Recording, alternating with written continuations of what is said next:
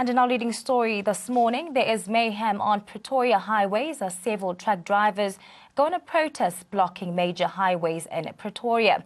Reports suggest that the protest has been organised by the Coal Transportation Forum after President Jacob Zuma's announcement that government will now employ independent power producer contracts. Several truck drivers are also heading to the Pretoria CBD to prepare for a march to the union buildings. Well, joining us on the phone line to unpack further on this matter is Eskom spokesperson Khulu Phasiwe. Mr. Khulu Phasiwe, thank you so much for joining us right here on African News Network. Could you perhaps just share more details on this protest currently taking place in Pretoria involving truck drivers?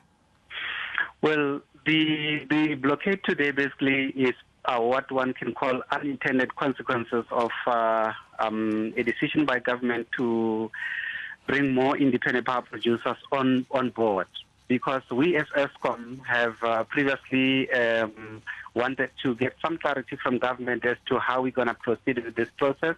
Now that we have gotten that clarity, we are beginning to fund more independent power producers. But the truckers, the coal contractors are saying to government that the more renewable energy we have on the system, the less they as the coal suppliers are going to have work. And as a result, they are feeling that they are likely to lose their livelihood because of the advent of a renewable energy project.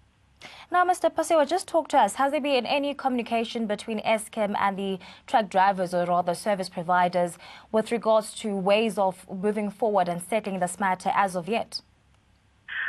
Well, there has been some communication between us and the coal suppliers, but what we have said to them is that we are working within the broader framework of what government is trying to achieve. We as a nation, we are trying to reduce our greenhouse gas emissions, meaning that we are trying to reduce our dependence on coal.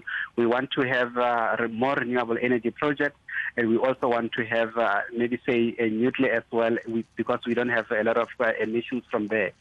So because of all of this, at some point, it means that we're going to use less coal, and as a result, you're going to have some of the mines possibly closing down, because we also already have 4 power stations that we have identified that are going to be closed down by 2019.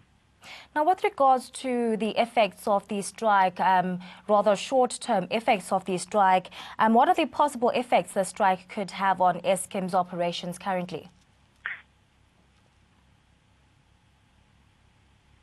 Mr. Phasiwe, I do hope that you can hear me. I can hear you, yes. Well, just to repeat that question for you, I was asking with regards to the short-term effects the strike could have on Eskom's operations. Could you perhaps just touch on that? Well, there won't be any effect on our operations yet, because remember, this is a one-day strike, and we do have enough coal at our power stations, so we're not affected at all. But obviously, in the long term,